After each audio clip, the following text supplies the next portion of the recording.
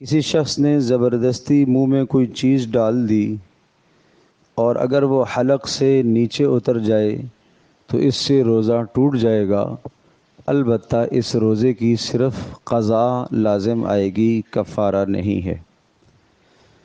کلی کرتے وقت اگر پانی حلق سے نیچے اتر جائے تو روزہ ٹوٹ جائے گا، اور اس صورت کے اندر بھی صرف قضا لازم آئے گی، کفارہ نہیں ہے۔ وضو کے دوران کلی کرتے وقت اگر پانی حلق سے نیچے اتر جائے تو اس صورت میں روزہ ٹوٹ جائے گا، صرف قضا لازم ہے، کفارہ نہیں ہے۔ قے اگر آ گئی، از خود قے آ گئی، اور از خود تھوڑی قے آئے یا زیادہ آئے، جتنی بھی ہو اس قے سے روزہ نہیں ٹوٹتا۔ البتہ قے واپس لے گیا، تھوڑی سی اندر واپس لے جائے تو اس سے روزہ ٹوٹ جاتا ہے۔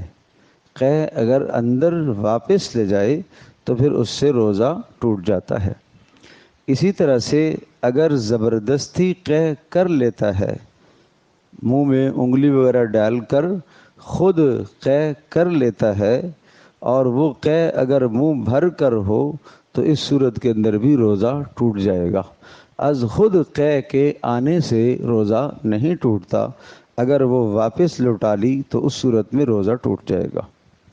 دانتوں سے کسی چیز کو نکال کر نگل لینے سے روزہ ٹوٹ جاتا ہے، مثلا صبح سحری کی اور دانتوں میں ذرات کھانے کے پھنسے ہوئے تھے اور ان ذرات کو اس نے نکالا اور وہ چنے کے برابر یا اس سے زیادہ ہو، اس ذرے کو اندر لے گیا، حلق سے نیچے اتر گیا تو اس سے روزہ ٹوٹ جائے گا۔ اور اگر منہ سے نکال کے باہر پھینک دیا تو چاہے کم ہو زیادہ ہو، اس سے روزہ نہیں ٹوٹتا۔ ذرہ اگر اندر لے جاتا ہے اور وہ چنے کی مقدار کے برابر کا ہے تو اس سے روزہ ٹوٹ جائے گا۔ اسی طرح سے دانتوں سے اگر خون نکلے تو دیکھا جائے گا کہ وہ خون تھوک پر غالب ہے کہ نہیں۔ اگر وہ خون تھوک پر غالب ہے اور وہ تھوک حلق سے اندر اتر گیا اور ذائقہ بھی محسوس ہو رہا ہے تو اس صورت میں روزہ ٹوٹ جائے گا، صرف اور صرف قضا لازم آئے گی، کفارہ نہیں ہے۔ اگر داڑھ نکلواتا ہے اور دانت نکلواتا ہے تو نکلوانے میں احتیاط تو کرنی چاہیے کہ نہ نکلوائے، لیکن اگر روزے کی حالت میں یہ عمل ہو گیا تو اگر حلق میں دوا نہیں اتری اور خون حلق میں نہیں اترا تو روزہ اس سے نہیں ٹوٹے گا، اور اگر حلق میں دوا اتر گئی یا خون اتر گیا تو اس سے روزہ ٹوٹ جائے گا۔ ناک میں پانی، دوا یا تیل ڈالنے سے روزے کا حکم یہ ہے کہ ناک میں دوا ڈالنے سے، تیل ڈالنے سے روزہ ٹوٹ جاتا ہے۔ اسی طرح سے ناک میں پانی ڈالتے وقت اگر اتنا مبالغہ کیا کہ پانی حلق سے نیچے اتر گیا، اس سے بھی روزہ ٹوٹ جائے گا۔ اس لیے اس بارے میں احتیاط کرنی چاہیے، ناک میں دوا بھی نہیں ڈالنی چاہیے اور اسی طرح سے تیل وغیرہ بھی نہیں ڈالنا چاہیے۔ اور کان کے بارے میں حکم یہ ہے کہ اگر کان میں تیل یا دوائی ڈالے گا تو اس سے روزہ نہیں ٹوٹتا۔ اگر کسی شخص کے کان کا پردہ پھٹا ہوا ہو اور وہ پانی یا تیل حلق تک پہنچ جائے تو اس سے روزہ ٹوٹ جائے گا، صرف قضا لازم آئے گی، کفارہ نہیں ہے۔ یعنی کان میں دوا یا تیل ڈالنے کا حکم یہ ہے کہ اگر کان کا پردہ اندر سے پھٹا ہوا ہے پھر تو روزہ ٹوٹے گا، ورنہ روزہ نہیں ٹوٹے گا۔ بھولے سے اگر کوئی آدمی کھا پی لیتا ہے، اس سے روزہ نہیں ٹوٹتا، اور اگر بھولے سے کھا لیا اور پھر اس کے بعد یہ سمجھا کہ بھائی میرا تو روزہ ٹوٹ گیا ہے، پھر قصداً کھا پی لیا تو اب روزہ ٹوٹ جائے گا۔ بھولے سے کھا پی لینے سے روزہ نہیں ٹوٹتا، چاہے پیٹ بھر کر ہی کیوں نہ کھا لے، اس سے روزہ نہیں ٹوٹے گا۔ لیکن اگر بھولے سے کھا لیا اور بعد میں خیال آیا کہ اب تو میرا روزہ ٹوٹ گیا ہے اور پھر جان بوجھ کے کھاتا ہے تو اس صورت میں روزہ ٹوٹ جائے گا۔ بھولے سے صبح صادق ہو جانے کے بعد کھاتے رہنے سے روزہ ٹوٹ جائے گا، عام طور پر لوگ سمجھتے ہیں کہ اذان کے ختم ہونے تک کھاتے رہنے سے کوئی مذائقہ نہیں ہے۔ بالکل یہ فلسفہ غلط ہے۔ اگر کوئی آدمی اس طرح سے کھاتا رہا اور صبح صادق ہو گئی، 1 منٹ بھی اوپر چلا گیا تو آپ کا وہ روزہ نہیں ہوگا۔ اس لیے کہ فرمایا اتم الصیام الی اللیل، روزے کو تم مکمل کرو صبح صادق سے لے کر غروب آفتاب تک۔ تو صبح صادق جب شروع ہوتا ہے تو صبح صادق سے پہلے آپ روزہ بند کر دیں۔ اگر کچھ لمحات صبح صادق کے گزر گئے اور آپ کھاتے رہے تو مطلب یہ کہ آج کے اس دن سے 1 منٹ کم ہے تو روزہ تو پورے دن کا تھا، 1 منٹ آپ نے کم کر دیا، اس لیے آپ کا روزہ نہیں ہوگا۔ تو اس لیے عرض کیا جاتا ہے، کہا جاتا ہے کہ جو کیلنڈر دیے جاتے ہیں ان کیلنڈروں سے 1 منٹ 2 منٹ پہلے ہی آدمی فارغ ہو جائے تو یہ زیادہ بہتر ہے۔ سورج غروب ہونے سے پہلے اگر بھولے سے روزہ افطار کر لیا تو اس سے روزہ ٹوٹ جائے گا۔ ابھی سورج غروب نہیں ہوا تھا، 1 منٹ باقی ہے، 2 منٹ باقی ہے، جلدی افطار کر لیا ہے تو اس صورت کے اندر اس کا روزہ نہیں ہوگا، روزہ ٹوٹ گیا۔ شدید پیاس کی حالت میں روزہ افطار کرنا، اگر بہت زیادہ بھوک لگ گئی ہے اور شدید پیاس ہے اور یہ خطرہ محسوس ہوا کہ کچھ نہ کھایا اور نہ پیا تو جان چلی جائے گی، ایسی صورت میں روزے کا توڑنا جائز ہے۔ اس صورت میں صرف قضا لازم آئے گی۔ ضعف اور بڑھاپے کی وجہ سے، یا کوئی بیمار ہے وہ آدمی، دوا نہ کھانے کی وجہ سے، یا اسی طرح سے کسی اور وجہ سے کمزوری آ گئی ہے، شدید سے پیاس محسوس ہو رہی ہے، بلڈ پریشر اس کا لو ہو گیا ہے اور اگر نہیں کھائے گا تو جان کے چلی جانے کا خطرہ ہے، تو اسے روزہ توڑ دینا چاہیے، چاہے شام کا وقت ہو جائے چاہے عصر کا وقت ہو جائے۔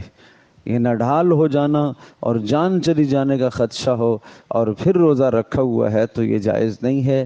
شریعت نے جو رخصت دی ہے اس رخصت کو استعمال کرے۔ سگریٹ، حقہ، پان، نسوار، ان تمام چیزوں سے روزہ ٹوٹ جاتا ہے۔ صبح اگر ایک آدمی اپنے منہ میں پان رکھ لیتا ہے، سگریٹ اور یا نسوار رکھ لیتا ہے اور اس کے بعد جو ہے وہ سو گیا اور جب جاگا تو سحری کا وقت جا چکا تھا اور اس کے منہ میں وہ نسوار یا پان موجود ہے تو اس کا روزہ نہیں ہوگا، یہ روزہ ٹوٹ گیا۔ انہیلر کے استعمال کرنے سے دمے کے مریض کے لیے یا کسی اور مقصد کے لیے استعمال کرے تو اس سے بھی روزہ ٹوٹ جاتا ہے۔ اور اسی طرح سے بھاپ جو لی جاتی ہے، بھاپ پانی گرم کر کے جو بھاپ لی جاتی ہے اور اس میں دوا جو ملائی جاتی ہے، تو چاہے دوا ملی ہوئی ہو یا نہ ملی ہوئی ہو، ہر صورت میں بھاپ لینے سے روزہ ٹوٹ جائے گا۔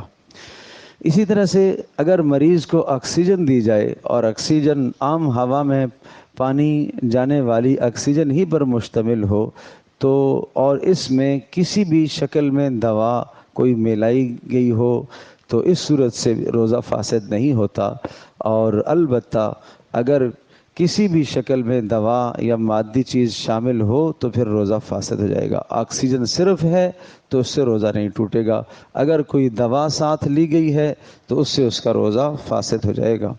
تو یہ تمام وہ صورتیں ہیں کہ جن سے روزہ آدمی کا ٹوٹ جاتا ہے اور اس سے صرف قضا لازم آتی ہے۔ البتہ کچھ کام ایسے ہیں کہ جن سے روزہ ٹوٹتا ہے اور ساتھ ساتھ کفارہ بھی لازم آتا ہے۔ رمضان المبارک کا روزہ جان بوجھ کر اگر کوئی آدمی چھوڑ دیتا ہے اور توڑ دیتا ہے، جان بوجھ کر روزہ توڑ دیتا ہے تو اس صورت کے اندر اس میں اس کی قضا یعنی کفارہ لازم آئے گا، اس کا کفارہ اس کو دینا ہے۔ اور اسی طرح سے اگر جان بوجھ کر کوئی آدمی بیوی سے اپنا ازدواجی تعلق قائم کر لیتا ہے تو اس صورت کے اندر بھی اس کا روزہ ٹوٹ جائے گا اور کفارہ لازم آئے گا۔ اور روزے کا کفارہ یہ ہے کہ پے در پہ اس کے بدلے میں 60 روزے رکھے، اور اگر 60 روزے رکھنے کی استطاعت نہ ہو تو مساکین کو 60 مساکین کو 2 وقت پیٹ بھر کر کھانا کھلائے گا تو یہ اس کا کفارہ ادا ہو جائے گا۔ کئی روزے چھوٹ گئے ہوں جان بوجھ کر قصدن، تو ایک ہی کفارہ ادا کرے گا تو وہ کفارہ تسلیم کر لیا جائے گا، وہ کفارہ ہو جائے گا۔ تو ان مسائل کو بہت اچھی طرح سے سمجھنا چاہیے، سیکھنا چاہیے۔ جو مسئلہ سمجھ میں نہ آئے وہ دوبارہ رجوع کر لیا جائے، پوچھ لیا جائے، اور پوچھنا بہتر ہے۔ فاسألوا اہل الذکر ان کنتم لا تعلمون، اگر تمہیں مسئلہ نہیں آتا تو پوچھ لیا کرو۔ انما شفاء العی السوال، انجان کی شفا سوال میں ہے۔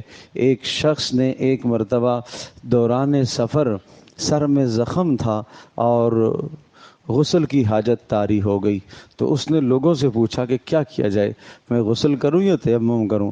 تو لوگوں نے کہا کہ آپ غسل ہی کریں گے، اس لیے کہ تیمم نہیں ہو سکتا۔